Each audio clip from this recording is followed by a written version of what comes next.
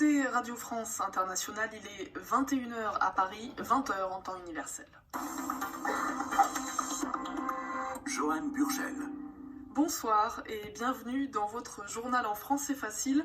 Pour le présenter avec moi ce soir, Sylvie Berruet. Bonsoir Sylvie. Oui, bonsoir Joanne, pardonnez-moi pour ce chat dans la gorge. Bonsoir à tous. La réforme du système politique s'accélère en Russie.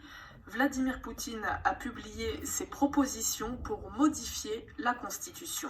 Le directeur général de la BBC annonce sa démission alors que le géant public des médias britanniques est régulièrement critiqué par la classe politique. En France, le siège du syndicat CFDT, victime d'une nouvelle intrusion, la deuxième en 4 jours, sur fond de conflit social autour de la réforme des retraites.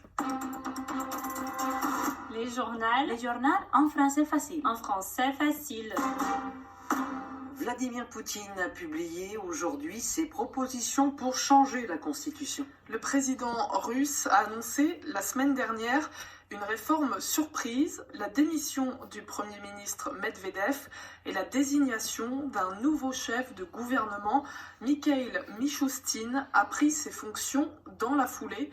Les changements proposés prévoient notamment le renforcement des pouvoirs du Parlement, mais cette réforme nourrit aussi les rumeurs sur les intentions de Vladimir Poutine après la fin de son mandat en 2024.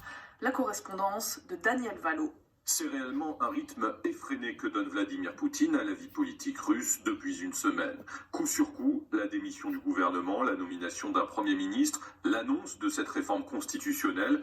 Et moins d'une semaine plus tard, voilà ces amendements qui arrivent sur la table alors que l'on imaginait que le processus allait prendre au moins plusieurs semaines. Ces amendements, ils ont été publiés ce lundi après-midi sur le site du Parlement russe et ils confirment ce qu'avait annoncé Vladimir Poutine lors de son discours la semaine dernière. Le Parlement aura davantage de poids quant à la désignation du Premier ministre et le président ne pourra effectuer que 2 mandats consécutifs sans aller au-delà.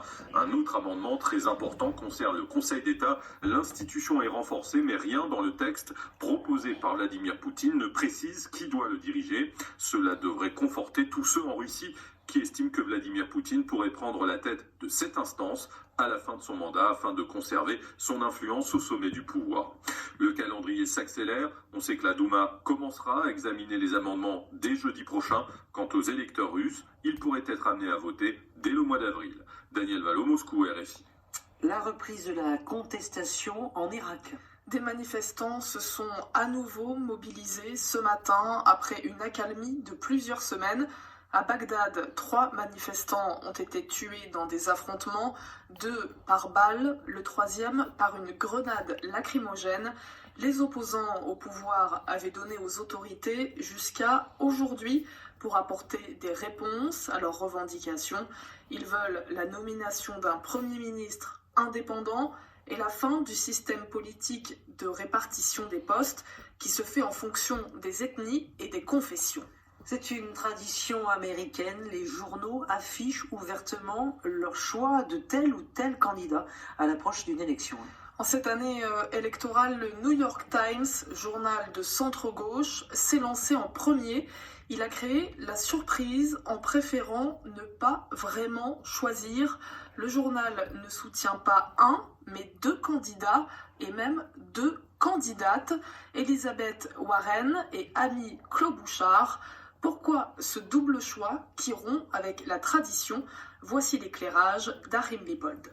Pour expliquer sa décision, le journal résume d'abord les choix qui se présentent aux électeurs américains. Il y en a 3, d'après le New York Times. D'abord, voter pour Donald Trump, c'est-à-dire pour un candidat qui défend une politique nationale conservatrice à l'intérieur et une approche unilatéraliste à l'extérieur. Côté démocrate, le débat tourne autour de 2 discours. L'un présente le président comme une aberration et estime qu'il faut le chasser du pouvoir afin de retourner à une Amérique d'avant Trump. Selon l'autre discours au sein du Parti démocrate, le milliardaire à la Maison-Blanche est justement le produit d'un système politique et économique tellement pourri qu'il faut non seulement changer le président, mais aussi le système. Le quotidien pense qu'Elizabeth Warren est plus apte à défendre l'approche radicale que Bernie Sanders, trop âgé et trop rigide, selon le New York Times.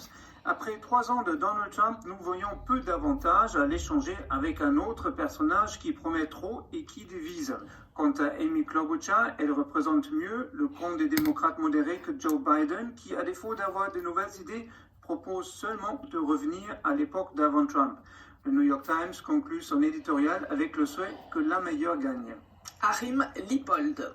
Un virus touche les plus grandes villes de Chine. L'Organisation mondiale de la santé annonce la tenue d'une réunion d'urgence mercredi.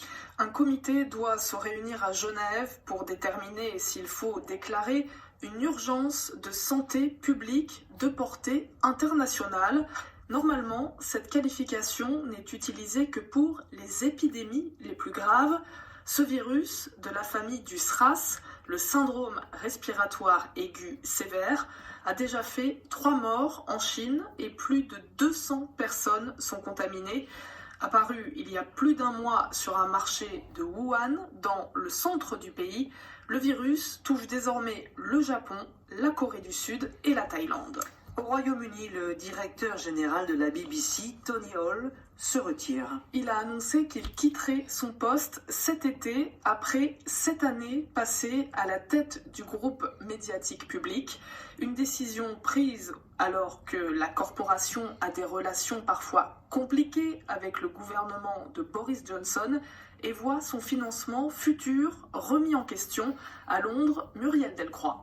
Tony Hall avait été appelé à la rescousse en 2013 à la suite du scandale Jimmy Savile, présentateur vedette de la BBC pendant 40 ans, qui s'est avéré l'un des pires prédateurs sexuels de l'histoire du pays. La mission de Lord Hall était à la fois de réhabiliter la corporation, mais aussi d'assurer son financement futur, déjà menacé à l'époque face à l'émergence du numérique.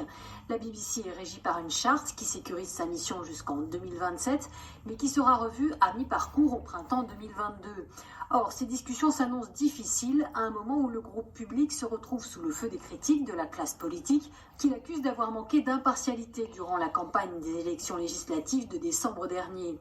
Depuis, le Premier ministre Boris Johnson milite activement pour une baisse de la redevance et son gouvernement conservateur remet sans cesse en cause la légitimité d'une institution qui est certes chère au cœur des Britanniques, mais qui est de moins en moins regardée par les enfants et les jeunes adultes. Usé par ses attaques extérieures et des dissensions internes, Tony Hall préfère donc s'effacer et laisser le temps à son successeur de préparer la défense de la BBC d'ici 2022, qui sera d'ailleurs l'année du centenaire de celle qu'on appelle aussi affectueusement la Bib.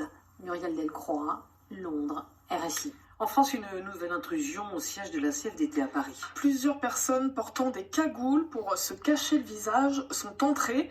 La CFDT est favorable à la mise en place d'un régime de retraite universel par points. Elle appelle à arrêter la grève et à négocier avec le gouvernement. Cela provoque la colère de ceux qui demandent d'abord le retrait du projet de réforme actuel avant de négocier.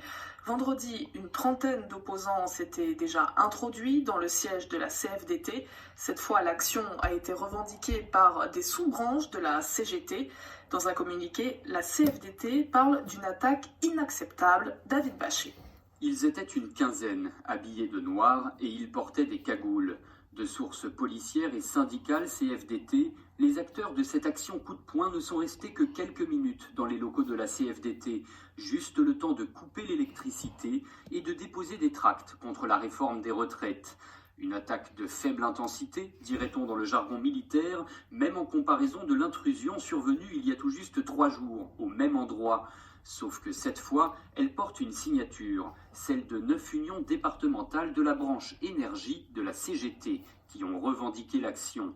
La direction nationale de la CGT, elle, se désolidarise de cette action qui ne vise pas la bonne cible et qui est jugée contre-productive. Mais en dépit de cette prise de distance, cette action pourrait faire le jeu du gouvernement qui présente tous ceux qui continuent de s'opposer à la réforme des retraites comme des jusqu'au-boutistes.